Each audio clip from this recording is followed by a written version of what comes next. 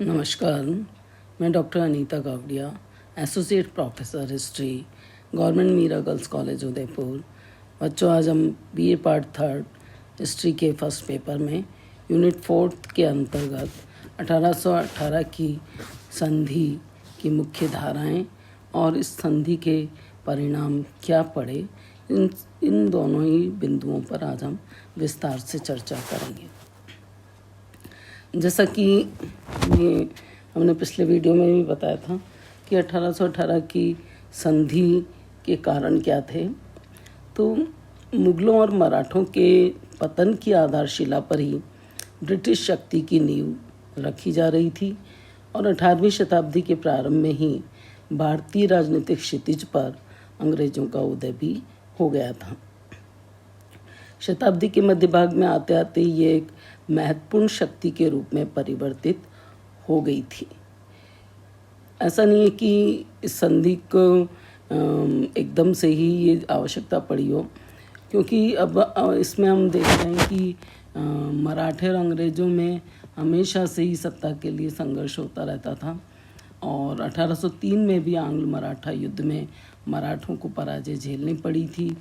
और इस तरह से ये जो इनके बीच में संबंध हैं, इसको देख के लगता है कि मराठे अब कमज़ोर होते जा रहे थे और अंग्रेज़ों ने मराठों की शक्ति को काफ़ी हानि पहुंचा दिया था। कंपनी के जो संचालक मंडल थे, उन्होंने देशी राज्यों में हस्तक्षेप नहीं करने का पहले निर्णय लिया था, तो राजपूत राज्यों की बार बार ब्रिटिश संरक्षण की प्रार्थना पर पहले कंपनी तैयार नहीं थी। 1813 के बाद कंपनी की नीति में भारी बदलाव आया और इस अवधि से पहले ब्रिटिश क्षेत्र पिंडारियों की गतिविधियों से पीड़ित हो चुका था और इस समय तक संपूर्ण भारत में पिंडारी काफ़ी शक्तिशाली हो चुके थे और उन्होंने ब्रिटिश क्षेत्रों में लूट खसोट भी की थी। तो ब्रिटिश जनमत भी इस तथ्य से पूर्णतः परिचित हो गया था। इसके अलावा कंपनी का तत्कालीन गवर्नर जनरल भी महत्वाकांक्षी था। 1814 में चार्ल्स मेटकाफ ने गवर्नर जनरल लॉर्ड हेस्टिंग्स को लिखा था कि यदि समय पर विनम्रतापूर्वक मांग करने पर भी संरक्षण प्रदान नहीं किया गया तो शायद बाद में प्रस्तावित संरक्षण भी अमान्य कर दिया जाए।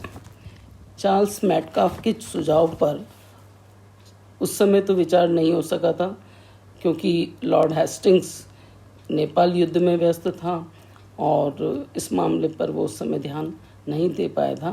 लेकिन 1817 ईस्वी में वह राजपूत राज्यों से संधि करने को उद्यत हो गया था और उसने अपनी इस नीति के लिए ये तर्क प्रस्तुत किया कि पिंडारियों की लूटमार और आतंक को मराठे नियंत्रित करने में असमर्थ हैं, अतः मराठों के साथ की गई संधियों की शर्तों को त्यागना ही उचित होगा।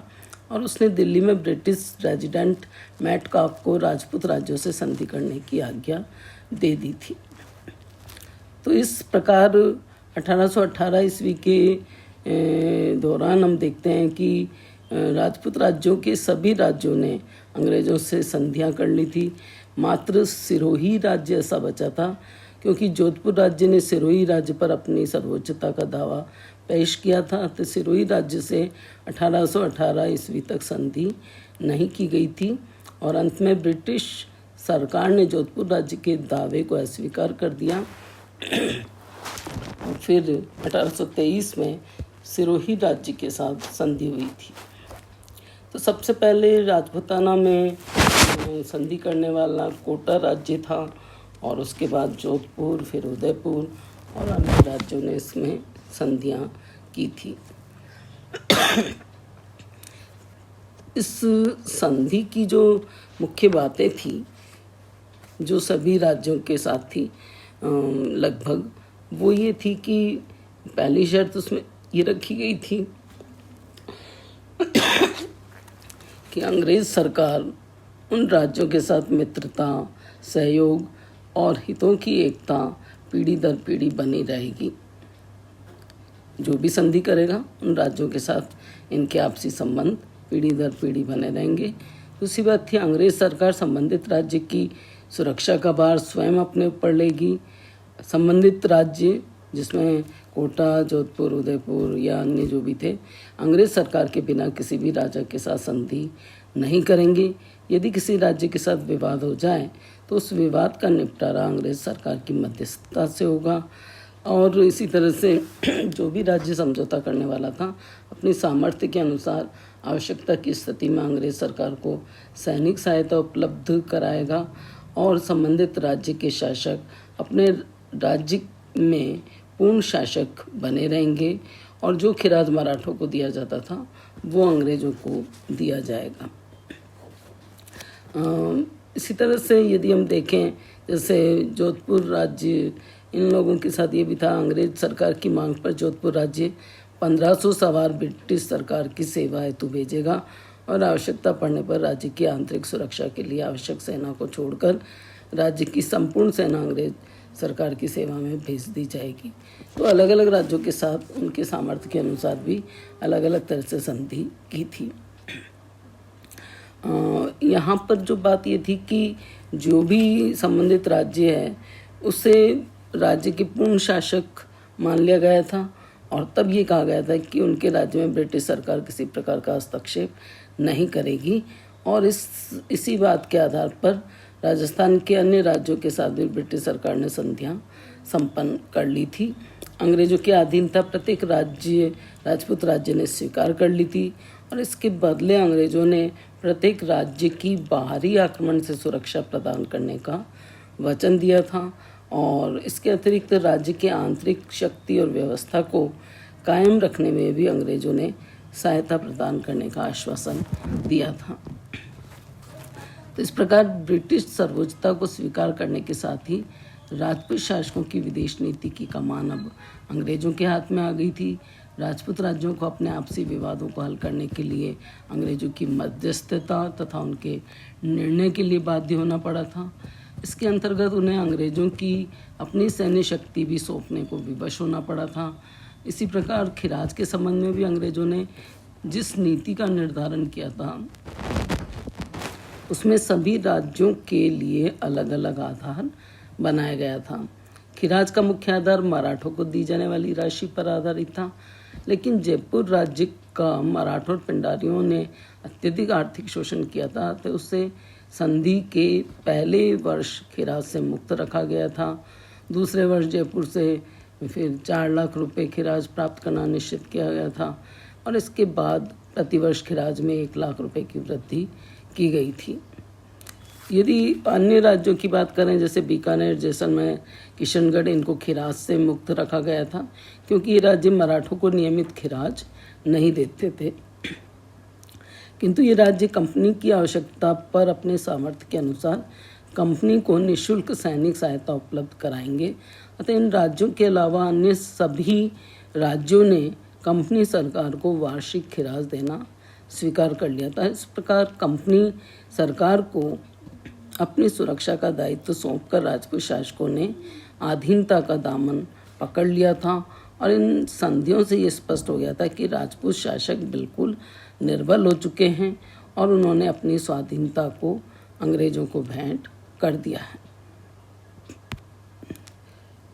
राजपूत शासकों के द्वारा संधि करने के कारणों में सबसे पहली बात जो हमें दिखाई देती है वो थी, राजपूत राज्य मराठों और पिंडारियों के आतंक और उनकी लूटमार से तंग हो चुके थे और अपने राज्य को पिंडारियों के आक्रमण और लूट खसोट से बचाने के उद्देश्य से ही उन्होंने ब्रिटिश सरकार से संधियां करके स्वयं के लिए सुरक्षा प्राप्त की थी। इसी तरह से सामंती जो समस्या थी, इसके कारण भी राजपूत राज्यों ने कंपनी सरकार से संधियां कर ली थी। लेकिन राजपूत राज्यों की परिस्थितियों पर विस्तार से यदि विवेचना करें तो ये ज्ञात होता है कि राजपूत शासकों का ब्रिटिश संरक्षण प्राप्त करने के पीछे मुख्य कारण सामंती समस्या थी। और क्योंकि राजपूत राज्यों से संधियां होने से पहले ही मराठे और पिंडारियों की शक्तियों का दमन हो चुका था और साथ ही मराठों ने अंग्रेजों के आगे घुटने भी टेक दिए थे। तो वस्तुतः कोटा, जोधपुर, उदयपुर राज्यों के अतिरिक्त अन्य सभी राज्यों ने अंग्रेजों के साथ संधियां मराठों के पतन के बाद की थी। इन संधियों को करने के बाद राजपूत राज्यों को कंपनी सरकार को खिराज मराठों के समान देना पड़ता था, और इतना अंतर था कि मराठों को वह नियमित रूप से कर देते थे, जबकि कंपनी सरकार को निर्धारित रूप से खिराज देनी पड़ती थी। अतः राजपूत राज्यों को कोई आर्थिक राहत नहीं मिली थी। इस संधि के पीछे अन्य कारणों में भी ज़्यादातर जो इतिहासकार मानते हैं, राजपूत शासकों द्वारा ब्रिटिश संरक्षण स्वीकार करने का मुख्य कारण सामंती समस्या को ही ज़्यादा महत्व देते हैं, और उन सब से बचने के लिए इन्होंने अंग्रेज़ों का अधीनता स्वीकार करना चाहा। तो राजपूत शासकों का ब्रिटिश संरक्षण स्वीकार करने का मुख्य कारण सामंतों का निरंकुश होना था, सामंतों का नियंत्रण से बाहर होना था, और सामंतों पर नियंत्रण रखने में वो असमर्थ थे, इसलिए वो संरक्षण चाहते थे। जबकि हम देखते हैं कि दूसरा बिंदु हमने लिया है अंग्रेजों द्वारा संधि के कारण। तो लॉर्ड हेस्टिंग्स ने राजपूत शासकों के साथ संधियों के लिए मुख्य कारण मराठा शक्ति के विस्तार पर अंकुश लगाना माना है। उनका ये कहना है कि सैनिक कार्यवाहियाँ और रसद सामग्री दोनों के लिए इन राज्यों के प्रदेशों पर हमारा पूर्ण नियंत्रण होना चाहिए, अन्यथा ये राज्य हमारे शत्रुओं पर आक्रमण करने योग्य साधन उपलब्ध करा देंगे। तो मराठा शक्ति को नष्ट करने के लिए कंपनी सरकार ने राजपूत राज्यों से संधियां की थी। इस तरह से हम देखते हैं कि दोनों उस समय चाहते थे कि ये हमारी अधीनता स्वीकार कर लें या वो हमें संरक्षण दें, लेकिन इस संधि का परिणाम अंततः राजपूत राज्यों का क्या निकला, क्या इनको झेलना पड़ा, या किस तरह की स्थिति हमें दिखाई देती है ब्रिटिश संरक्षण के परिणाम स्वरूप। तो ब्रिटिश संरक्षण के परिणाम स्वरूप जो खास बात दिखाई देती है वो ये कि संरक्षण तो इन्होंने कर लिया था, लेकिन उसके बाद यहाँ पर राज्यों का आर्थिक शोषण, सामंतों की प्रतिष्ठा पर आघात, आंतरिक व्यवस्था में हस्तक्षेप और शासकों की विलासिता, इन चार बिंदुओं पर हम इस संधि के परिणाम को देखने का प्रयास करेंगे। तो ब्रिटिश सरकार ने राजपूत राज्यों के प्रति आर्थिक शोषण की नीति अपना ली थी। राजपूत राज्यों द्वारा सरकार को नियमित रूप से खिराज देने के कारण आर्थिक स्थिति इनकी कमज़ोर हो गई थी। राजपूत शासकों ने बढ़ते कर को पूरा चुकाने के लिए सामंतों से धन वसूलना शुरू किया, और उन्होंने सामंतों के खालसा क्षेत्रों में लूटपाट आरंभ कर दी। कंपनी सरकार ने इन राज्यों पर खिराज की भारी रकम के साथ साथ अन्य खर्चे भी सौंप दिए। जैसे शेखावटी क्षेत्र में शांति व्यवस्था के नाम पर 1835 ईस्वी में शेखावटी ब्रिगेड की स्थापना की गई, और इस सेवा की खर्च भार जयपुर राज्य से वसूल किया जाने लगा। इसी तरह से जोधपुर से शांति और व्यवस्था के नाम पर छांग और कोट किराना परगनों के 21 गांव ब्रिटिश सरकार ने अपने नियंत्रण में ले लिए, और मेरवाड़ा में मेर और मीणों के उपद्रव को समाप्त करने के लिए मेरवाड़ा बटालियन कायम की, जिसका सारा खर्चा जोधपुर और उदयपुर को सौंपा गया।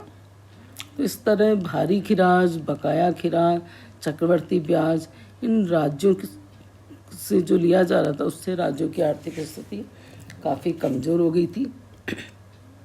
दूसरा परिणाम ये हमें देखने को मिलता है कि सामंतों की प्रतिष्ठा पर भी इस संधि की वजह से आघात पहुंचा था। तो राजपूत शासक अपने सामंतों पर नियंत्रण रखने के लिए अपने आप को ऐसा अनुभव कर रहे थे, और उन्होंने ब्रिटिश संरक्षण के द्वारा अपने सामंतों पर नियंत्रण रखने के उद्देश्य से इन संधियों को स्वीकार किया था। तो राजपूत राज्यों से संधियां संपन्न होते ही ब्रिटिश सरकार ने सामंतों की शक्ति को दबाने का प्रयास किया, और राजस्थान के उन शासकों को ब्रिटिश सरकार ने सैनिक सहयोग दिया जिनसे उनके स्वार्थों की पूर्ति हो सकती थी, और इन शासकों को सैनिक मदद देकर उनके सामंतों की शक्ति को कुचलने का प्रयत्न किया गया। ब्रिटिश सरकार ने सर्वथा अपने हितों को महत्व दिया और मात्र उन्हीं सामंतों को कुचला जो ब्रिटिश सरकार के विरोधी थे। तो जो ब्रिटिश सत्ता के समर्थक थे उनके प्रति ब्रिटिश सरकार की नीति भिन्न भी रही थी। तो राजस्थान पर अपनी सर्वोच्चता स्थापित करने के उद्देश्य से ब्रिटिश सरकार ने सामंतों को धीरे धीरे शक्तिहीन बनाने का प्रयास किया। तीसरा बिंदु है आंतरिक व्यवस्था में हस्तक्षेप। राजपूत शासकों के साथ ब्रिटिश सरकार की संधियां जो की गई थी, तब अंग्रेजों ने कहा था कि आपकी सर्वोच्चता स्थापित रहेगी। इन संधियों से भी ये स्पष्ट था कि राजपूत शासक अपने राज्य के सार्वभौम शासक बने रहेंगे, अतः कंपनी इन राज्यों के आंतरिक मामलों में हस्तक्षेप नहीं करेगी। लेकिन फिर भी इन संधियों में कुछ ऐसी धाराएं शामिल की गई थी जो राजपूत राज्यों में अंग्रेजों को हस्तक्षेप करने का अवसर प्रदान कर रही थी। जैसे बीकानेर राज्य के साथ की गई संधि में ब्रिटिश सरकार ने महाराजा के विरोधी सामंतों को कुचलने के लिए सहयोग देने की धारा का उल्लेख किया था। इसके अतिरिक्त राजपूत शासकों ने कंपनी के पॉलिटिकल एजेंट नामक अधिकारी की नियुक्ति को स्वीकार करके आंतरिक हस्तक्षेप का मार्ग भी प्रशस्त कर दिया था। अंतिम कारण है शासकों की विलासिता। ब्रिटिश आधिपत्य का प्रमुख प्रभाव राजस्थान के या राजपूताना के शासकों की विलासिता वृद्धि में भी दिखाई देता है। राजपूत शासक तथा कंपनी सरकार के मध्य जो संधियां हुई थी उसने राजपूत शासकों को पूर्ण सुरक्षा प्रदान की थी, जिससे उनके उत्तरदायित्व कम हो गए थे। साथ ही आंतरिक प्रशासन में भी हस्तक्षेप होने से शासकों का राज्य में महत्व भी कम हो गया था, जिसके फलस्वरूप शासकों ने राजकार्य में रुचि लेना बंद कर दिया था। और क्योंकि उनके अधिकारी ही उनकी उपेक्षा करते रहते थे, अतः शासकों के पास शासन संबंधी कार्यों का भार नहीं होने से वे अपना अधिकांश समय भोग विलास आमोद प्रमोद इसमें व्यतीत करने लगे। तो राजस्थान में प्राय सभी शासकों की यही स्थिति हो गई थी। यदि हम देखें जोधपुर का शासक मानसिंह, उसके लिए भी आता है कि विलासिता में डूबा रहता था। उसका उत्तराधिकारी तख्त सिंह भी इसी प्रकार का विलासी बन गया था। जयपुर के शासक जगत सिंह ने भी विलासिता की सभी सीमाओं को पार कर दिया था। मेवाड़ के शासक जवान सिंह ने अपना सारा समय भोग विलास में व्यतीत किया। कोटा के शासक शत्रुसाल का भी यही हाल था। और इस प्रकार हम देखते हैं कि शासकों ने राजकार्य से उदासीन होकर अपना पूर्ण समय पोलो, शिकार, कुश्ती, दंगल, विलायती नटों के तमाशे और संगीत नृत्य इनमें व्यतीत किया और दिन भर वो लोग शराब में डूबे रहते थे। इससे इन शासकों का नैतिक पतन हो गया। शासकों की स्थिति के संबंध में देवी प्रसाद ने भी लिखा है, मुंशी देवी प्रसाद ने भी लिखा है कि किसी ने कभी अपनी रियासत में इस सिरे से उस सिरे तक दौरा भी नहीं किया होगा, न ही रैयत से पूछा होगा कि तुम्हारी क्या हालत है। तो ये स्थिति यहाँ पर वो बताते हैं। और तो प्रजा के सुख दुख की खबर, इन सब से वो बेखबर थे। महलों के बाहर कदम भी उन्होंने नहीं रखा था। और जैसे बिल्कुल ब्रिटिश सरकार पर ही वो डिपेंडेंट हो गए थे।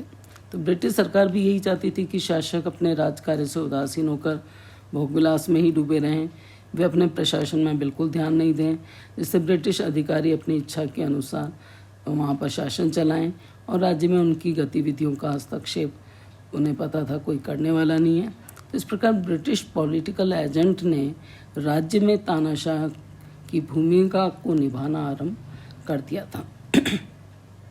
तो इस प्रकार हम देखते हैं कि ब्रिटिश आधिपत्य का राजपूत शासकों पर बहुत दुष्प्रभाव पड़ा। राजपूत शासकों ने ब्रिटिश संरक्षण के बदले में अपनी स्वाधीनता का बलिदान कर दिया। राजपूत शासकों ने न केवल अपनी बाह्य सुरक्षा ही अंग्रेजों को सौंपी, बल्कि आंतरिक स्वतंत्रता को भी अंग्रेजों के हाथों उन्होंने सौंप दिया। राजपूत शासकों ने अपनी निर्बलता के कारण ब्रिटिश सरकार की सर्वोच्चता को स्वीकार कर लिया। और ये जो स्थिति थी, तो उससे ये सत्य है कि राजपूत शासकों ने अपनी इससे पूर्व अपनी स्वाधीनता किसी बाह्य शक्ति को नहीं सौंपी थी। यहाँ तक कि मुगलों को भी उन्होंने अपनी स्वतंत्रता नहीं प्रदान की थी, लेकिन कंपनी सरकार के साथ समझौते में उन्होंने कुछ ऐसी धाराओं का समावेश किया जिसके फलस्वरूप ब्रिटिश सरकार को उनके राज्यों में हस्तक्षेप करने का अवसर प्राप्त हो गया था। तो इस प्रकार 1818 की संधियों से ये स्पष्ट है कि राजपूत शासक अपने राज्य के सार्वभौम शासक बने रहेंगे, लेकिन ब्रिटिश सरकार ने धीरे धीरे राजपूत शासकों के आंतरिक मामलों में हस्तक्षेप करना आरंभ किया और 19वीं शताब्दी के समाप्त होते होते उन्होंने राजपूत राज्यों पर पूर्ण प्रभुत्व स्थापित कर लिया। तो ब्रिटिश सरकार ने राजपूत शासकों को अपने राजनीतिक हित में चलाया, जिसके फलस्वरूप